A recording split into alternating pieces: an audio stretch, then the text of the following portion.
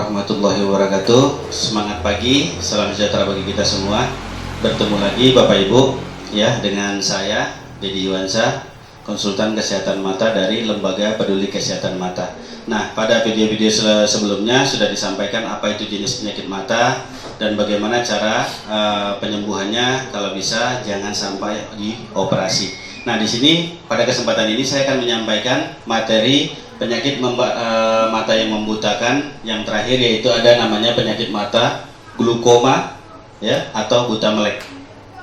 Nah, jadi ini contoh mata yang sudah terkena glukoma atau buta melek. Jadi glukoma atau buta melek ini Bapak Ibu ya atau pemirsa, ini dijuluki juga dengan sebutan rajanya penyakit mata. Kenapa? Karena sampai sekarang ini belum ditemukan obatnya Bapak Ibu.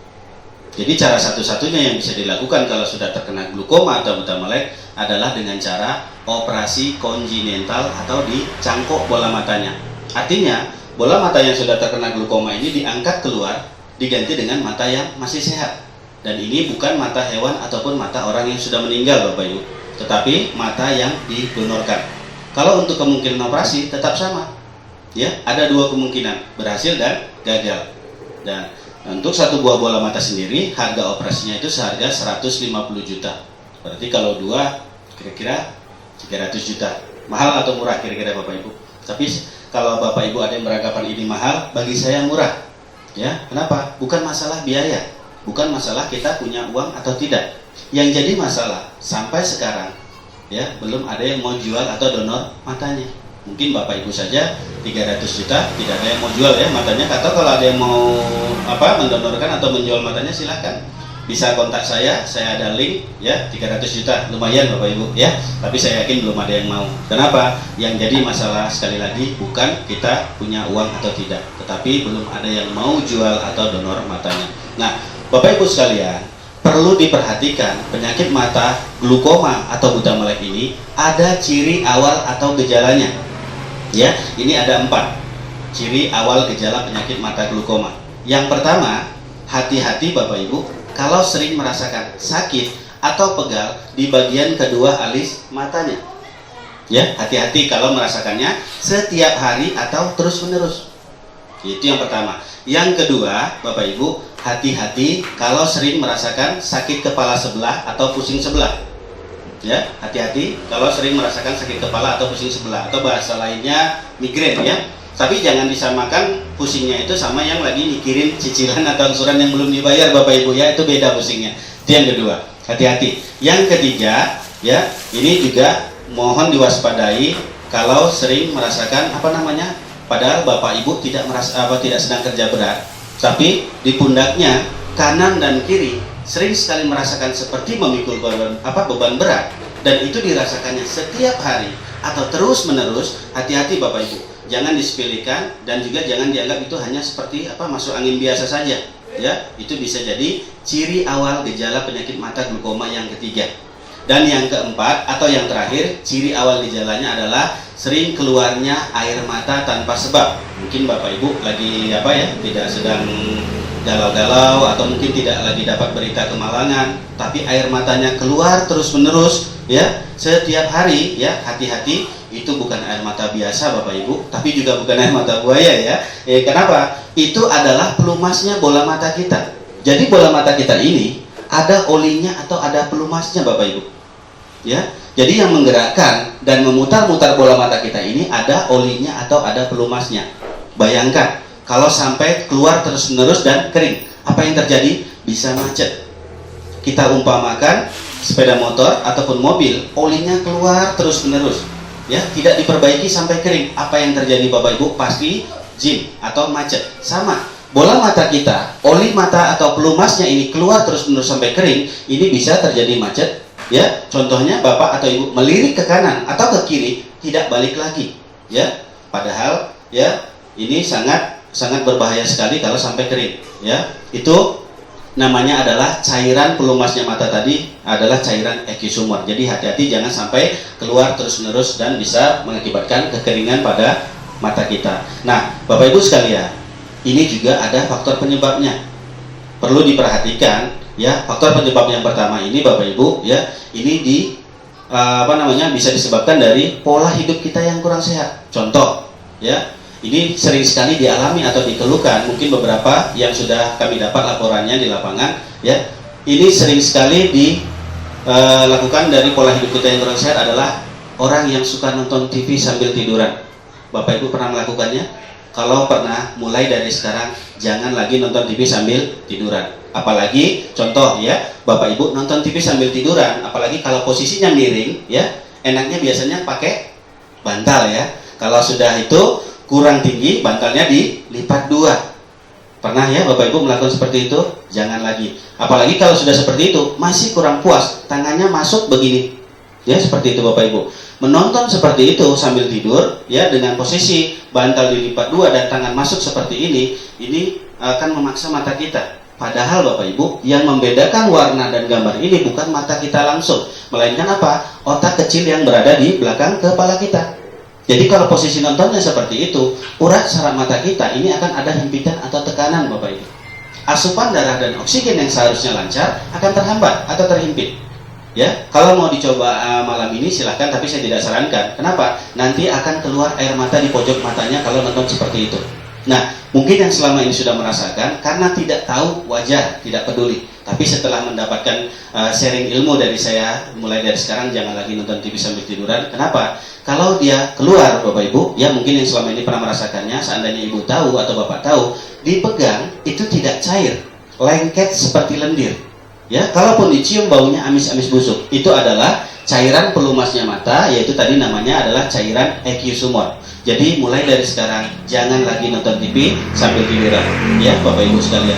Mudah-mudahan bisa menjaga kesehatan mata kita. Nah, itu yang penyebab yang pertama. Penyebab yang kedua, Bapak Ibu atau pemirsa, hati-hati dengan 3 jenis penyakit dalam.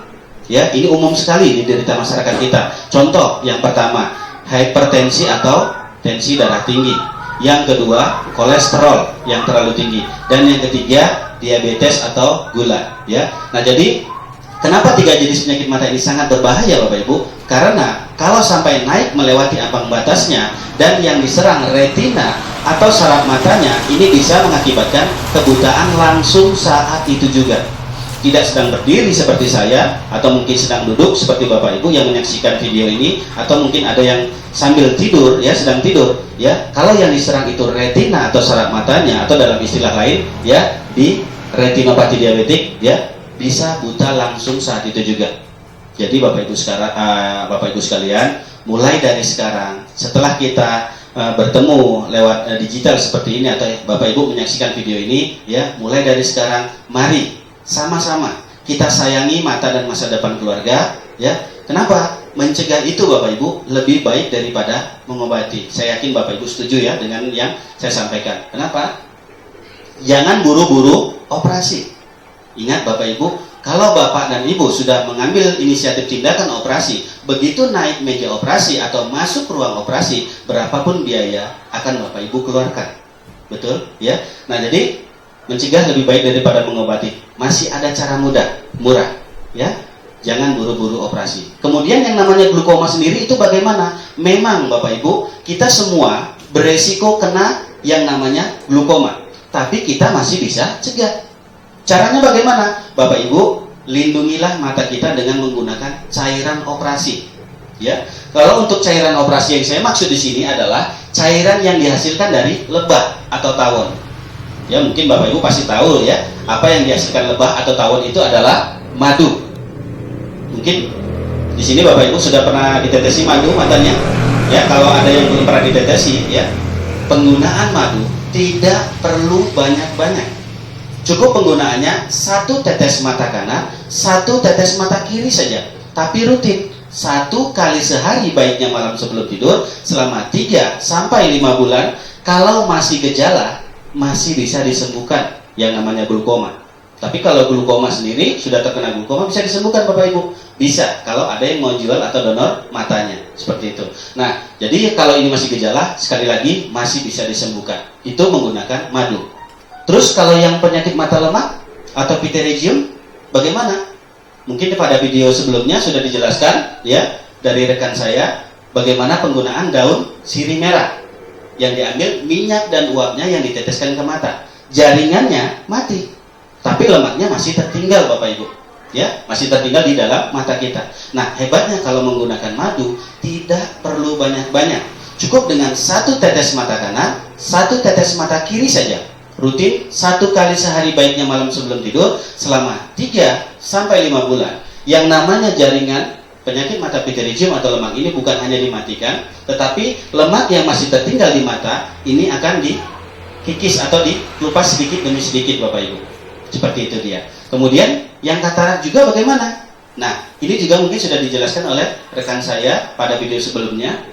Katarak, kalau menggunakan daun ataupun bunganya diteteskan ke mata, hanya mampu mematikan jaringannya saja. Kerak putihnya masih tertinggal di lensa mata. Tetapi hebatnya kalau diteteskan dengan madu Bapak Ibu, cukup dengan 1 tetes mata kanan, 1 tetes mata kiri saja, rutin 1 kali sehari, baiknya malam sebelum tidur selama 3 sampai 5 bulan, bukan hanya jaringan katarak yang dimatikan Bapak Ibu, tapi kerak putih yang ada di dalam lensa akan dilunturkan. Artinya Pak, dikeluarkan melalui air mata sedikit demi sedikit. Seperti itu dia. Kemudian dari ketiga jenis penyakit mata yang membutakan ini saja masih bisa disembuhkan menggunakan madu Bapak Ibu, apalagi yang hanya sepele seperti ini. Yang saat ini mungkin Bapak Ibu yang menyaksikan video saya sudah menggunakan kacamata, ya, selama stadium min plus ataupun silindris masih di bawah 10 stadium penyakit matanya maksud saya, ya, rutin saja penggunaan madu. Sekali lagi saya sampaikan, tidak perlu banyak-banyak, cukup dengan 1 tetes mata kanan, 1 tetes mata kiri 1 kali sehari, baiknya malam sebelum tidur selama 2 sampai 3 bulan saja. Mudah-mudahan Bapak Ibu, ya, yang stadiumnya tadi masih di bawah 10 bisa dilepas atau ditinggalkan kacamatanya. Jadi kita bisa hidup sehat tanpa harus ketergantungan dengan yang namanya kacamata lagi. Nah, jadi kemudian tadi semuanya diteteskan dengan madu, ya. Terus yang menjelaskan hebatnya madu ini siapa? Bukan hanya saya Bapak Ibu, ya, bukan hanya para profesor ataupun para ilmuwan yang saat ini sedang meneliti, tapi sudah rekomendasinya dari siapa? Dari Tuhan yang Maha Kuasa, ya. Baik dalam Islam, baik dalam Kristen, itu ada penjelasannya di dalam kitab suci masing-masing. Contoh, di dalam agama Islam, ya, ada di dalam Al-Quran, dan di dalam agama Kristen juga ada di Alkitab, ya, penjelasan hebatnya madu. Ya, kalau di dalam Al-Quran itu ada tertulis jelas di dalam surat An-Nahl yang artinya lebah, ayat 68 sampai 69. Ya, yang kata-katanya itu berbunyi apa? Madu yang bermacam-macam warnanya. Jadi beda warna madu, beda fungsi. Yang di dalamnya terdapat obat yang menyembuhkan bagi manusia. Ya, dan kalau untuk yang di agama Kristen bisa dibaca di dalam Alkitab, di dalam Amsal, ya, 16 ayat 24 dan di dalam Amsal 24 ayat 13. Jadi ini juga bukan hanya itu saja, tapi sudah didukung dari penelitian seorang dokter MRA MH. Beliau adalah kepala jurusan kedokteran mata di Al-Mansurah Bapak Ibu, yang sudah meneliti dan menguji ada madu ini baik sekali dan bisa mengobati segala jenis penyakit mata. Nah, tapi jangan sampai salah. Jangan pula nanti saya cerita di sini hebatnya madu, Bapak Ibu setelah menyaksikan video saya langsung ambil kunci kontak, boncengan Bapak dan Ibu perginya kemana? Mungkin ke supermarket atau ke apotek. Yang dibeli apa Bapak Ibu? Mungkin ada beberapa madu yang lagi ini ya, yang lagi di iklan itu, saya tidak boleh sebutin merek, takutnya nanti penggunaan hak cipta ya. Nah, ada beberapa yang ada di supermarket, jadi jangan itu yang digunakan. Kenapa? Jangan nanti sudah Ibu atau Bapak beli, malamnya tetes-tetesan, 1 tetes mata kanan, 1 tetes mata kiri, bukan sembuh Bapak Ibu, nanti malah semut yang datang. Ya, di sini akan saya jelaskan beberapa jenis madu supaya nanti Bapak Ibu bisa harus benar-benar selektif memilih madunya, ya. Yang pertama itu ada namanya madu propolis. Mungkin Bapak Ibu pernah dengar dan ini banyak dijual bebas di apotek manapun, ya. Propolis bukan untuk di mata, melainkan untuk diminum. Sangat baik sekali untuk yang punya keluhan darah tinggi, kolesterol, diabetes ataupun jantung ya, seperti itu. Kemudian ada yang namanya madu royal jelly. Nah, ini madu royal jelly, ini jenis, bukan merek. Kalau merek mungkin ada seperti madu rasa, madu teji atau yang lain sebagainya ya. Ini juga bukan untuk di mata, tetapi untuk yang dikonsumsi atau diminum. Sangat baik sekali apalagi dikonsumsi kaum perempuan ya, untuk menyuburkan dan menguatkan kandungan ya, seperti itu. Kemudian ada yang ketiga, jenis madunya ini namanya bee pollen. Bee pollen ini juga banyak dijual bebas Bapak Ibu, dan ini biasanya tukang jamu yang jual ini. Nah ini khusus diminum kalau dikonsumsi itu bapak-bapaknya ya, atau kaum pria. Untuk apa? Untuk stamina supaya tetap terjaga, tetap bugar ya, tidak cepat capek atau tidak cepat loyo, seperti itu Bapak Ibu ya. Tapi di sini kita kan sharing masalah penggunaan atau mengonsumsi madu. Jangan kita sharing di sini, ibu-ibu yang juga menyaksikan video ini sudah paham, tahu-tahu nanti ditukar-tukar. Jangan Bu ya, jangan pula bipolen ini diminum ibu, bapaknya dikasih royal jelly. Nanti bapaknya terlalu subur, ibunya yang terlalu kuat. Jangan ya. Nah, yang keempat, madu murni. Nah, ini jenis madu murni sama kita ketahui, orang yang biasa keluar dari hutan, kadang dibawa sama sarang-sarangnya, diperas, di botol, ya, setelah diisi di botol baru diecer. Tapi kemurniannya sekarang bagaimana? Ya, saya juga tidak yakin kalau tidak langsung beli ke penangkarnya seperti itu. Nah, jadi di sini Bapak Ibu sekalian, ya, madu murni ini juga untuk diminum, bukan untuk di mata. Ya, ini sangat baik sekali, apalagi dikonsumsi anak-anak yang masih duduk di bangku sekolah dasar. Mudah-mudahan daya tangkapnya akan semakin bagus dan bisa lebih berprestasi seperti itu. Nah, untuk yang keempat-empatnya ini Bapak Ibu, ini semuanya bukan untuk di mata tapi untuk diminum. Lalu untuk yang di mata yang mana Bapak Ibu? Yang terakhir, ada namanya madu hibrid atau hibrida. Nah, jadi madu hibrid atau madu hibrida ini adalah madu yang paling unggul. Sama dalam istilah pertanian, mungkin kalau Bapak Ibu pernah dengar, ya, seperti padi hibrida, kelapa hibrida, ataupun jagung hibrida, yaitu yang unggul. Jadi madu hibrid atau madu hibrida ini adalah madu yang paling unggul. Ya, nah, kalau madu hibrid atau madu hibrida ini, kalau kita simulasikan di dalam sarang lebah, itu letaknya bukan yang Bapak Ibu lihat meleleh, bukan. Tetapi adanya madu hibrida itu di dalam setiap rongga di bawah anak lebah yang baru menetas.